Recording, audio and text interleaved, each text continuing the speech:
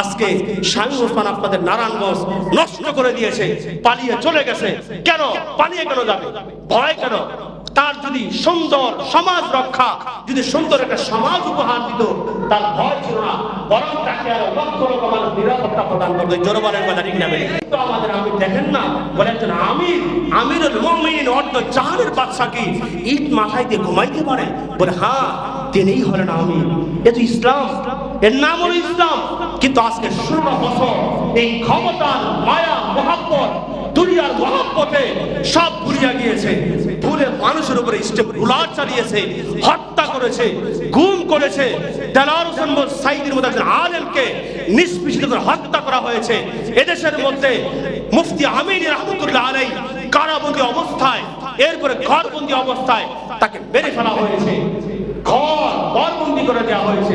এরপর আমাদের চট্টগ্রামের বাবুনগরী দামাত বরকাত মাহালিয়া জুলুমের স্টিম রুলারে তিনি দেখা যায় জীবন আরো কিছুদিন সচ্ছলতা বাঁচতে পারতেন, কিন্তু দুর্বল হয়ে গেছে। এমন হাজারো লক্ষ উলামায়ে কেরামদের উপরে জুলুম চলেছে। মাওলানা মামুনুল হক দামাত বরকাত মাহালিয়া জুলুমে নিপীড়িত হলেন এই ক্ষমতার মহাব্বতের কারণে। ক্ষমতার মহাব্বত তো দুনিয়ার মহাব্বত, কথা বুঝানোর ক্ষেত্রে কথাগুলো আসছে। এজন্য আমাদের দুনিয়ার মহাব্বত ছাড়তে হবে, আল্লাহর মহাব্বত ঢুকাইতে হবে। জোরে বলেন কথা ঠিক না বেটি? দুনিয়ার মহাব্বত ঢুকাইতে হবে, আল্লাহর মহাব্বত, দুনিয়ার মহাব্বত ছাড়তে হবে, আল্লাহর মহাব্বত ঢুকাইতে হবে, কোরআনের মহাব্বত ঢুকাইতে হবে। যার দিলে কোরআনের ভয় আছে, হাদিসের ভয় আছে, সে জুলুম করতে পারে না, কারো উপরে আক্রমণ করতে পারে না, হানা দিতে পারে না, তার উপর কারো নির্যাতন করতে পারে না, আত্মসাৎ করতে পারে না, জুলুম করে মানুষের উপরে আঘাত করে জমি আত্মসাৎ করতে পারে না। দেখেন না, আজকে আপনার আমার কোনো ভয় নেই। আমার কোনো আন্দোলন, আমরাও গিয়েছিলাম, প্রায় 50 কিলো রাস্তা হেঁটেছি, সায়েদাবাদ থেকে গণভবন পর্যন্ত হেঁটে গিয়েছি। শুধু এতটুকুই নিজের বিবেক বলে এদেশ নষ্ট হয়ে গেছে, এদেশের মধ্যে ইসলামের ছোঁয়া লাগানো দরকার, উলামায়ে কেরামদেরকে রাষ্ট্রীয় ক্ষমতায় তুলে দেওয়া দরকার। দোয়া করেন, আজকে অন্তর্বর্তীকালীন সরকার ঘোষণা হবে, শুনতেছি আলহামদুলিল্লাহ একজন আলেম সরকারের মধ্যে থাকবে। জোরে বলেন আলহামদুলিল্লাহ। আলেম যদি থাকে, সংসদে ইসলামের কথা আসবে, উলামায়ে কেরামদের পক্ষে কথা আসবে, মুসলমানের পক্ষে কথা আসবে। আমরা এই জন্য ইসলামের জন্য চেষ্টা মুজাহাদা করতে রাজি আছি ইনশাআল্লাহ। সকলে চেষ্টা মুজাহাদা করা দরকার। জুলুম হয়েছে, আজকের পর থেকে এই যে কথা বললাম, আমার তো কোনো ভয় নাই, আমি তো পালা যাই নাই, কেন যাই নাই, আমি কারো জুলুম করি নাই। আপনাদের এলাকার মধ্যে হাজারো ঘর তালাশ করেন, এলাকার মুসল্লি বছরকে বছর থাকে, জুলুম করে নাই, সে পালায়ও যায় নাই। যে জুলুম করে তার কিসের ভয় বলেন? কোনো ভয় নাই। অতএব মানুষ এমন মানুষ হইতে হবে, আমি এমন জুলুম করবো না যে জুলুম করার কারণে আমার এলাকার থেকে পলায়ন করতে হবে। কিসের মানুষ আমি? কিসের মানুষ আমি? আজকে শামীম ওসমান আপনাদের নারায়ণগঞ্জ নষ্ট করে দিয়েছে, পালিয়ে চলে গেছে। কেন পালিয়ে কেন যাবে? ভয় কেন? তার যদি সুন্দর সমাজ রক্ষা, যদি সুন্দর একটা সমাজ উপহার দিত, তার ভয় ছিল না, বরং তাকে আরো লক্ষ লক্ষ মানুষ নিরাপত্তা প্রদান করবে। জোরবারের কথা ঠিক না? নিরাপত্তা প্রদান করতো। এজন্য আমরা ইসলামের জন্য, দ্বীনের জন্য তৈয়ার হয়ে যান।